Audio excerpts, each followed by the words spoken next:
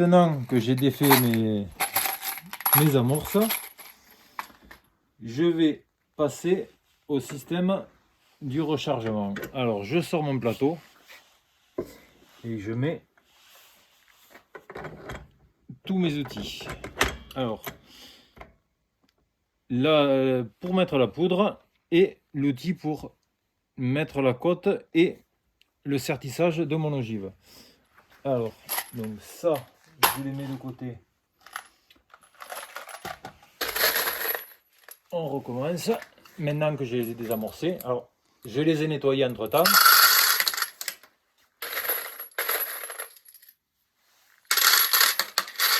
Toujours la même manipulation.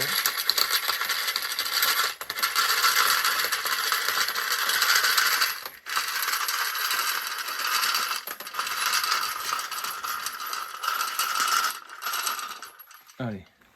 Maintenant, il faut préparer les amorces. Alors les amorces, ça se met dans cette boîte. C'est pas très compliqué. Il suffit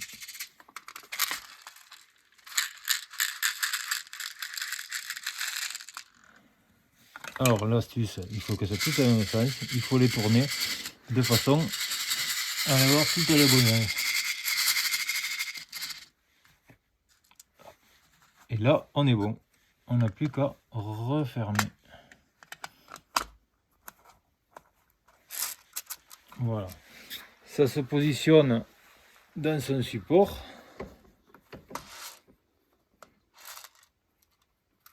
Voilà.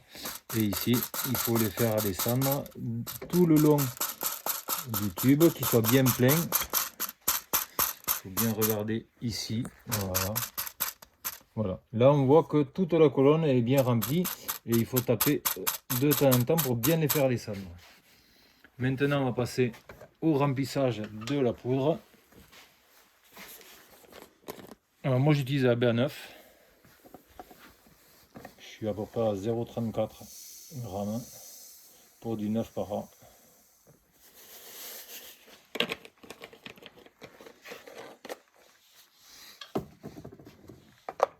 Voilà le chapeau et mes ogives.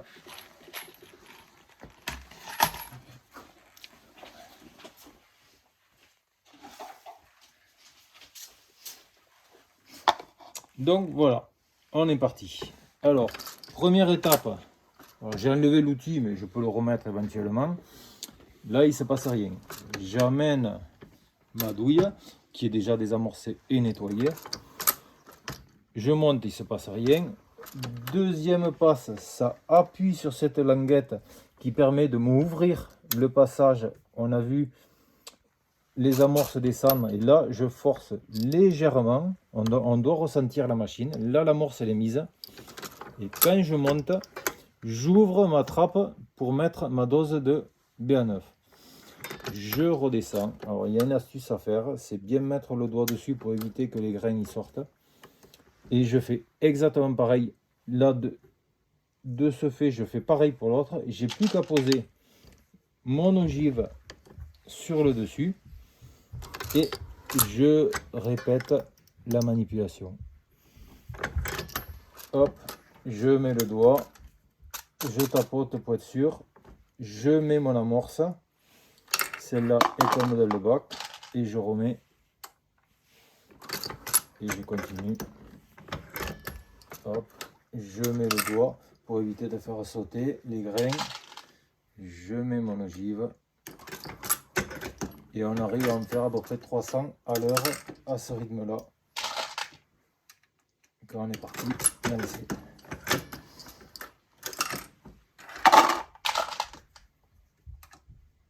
Voilà.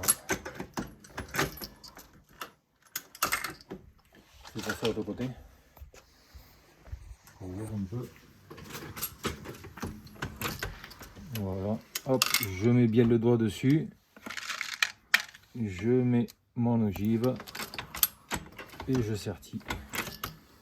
Hop, je mets le doigt dessus, hop, une petite pression pour mettre mon amorce. Les amorces sont bien montées, c'est serti, c'est à la cote. Et là, ça se met tout seul. Hop, hop. Et on est parti pour 300 à l'heure environ. Il y a juste la manipulation, c'est mettre l'ogive. Alors là, il n'y en a plus. Ce qui va se passer, c'est que je vais continuer mon cycle, mais ça ne va pas me faire redescendre mes amorces. C'est-à-dire là, ça m'a pas appuyé sur le languet et du coup l'amorce, elle s'est pas mise là-haut. Voilà, tout simplement. Hop.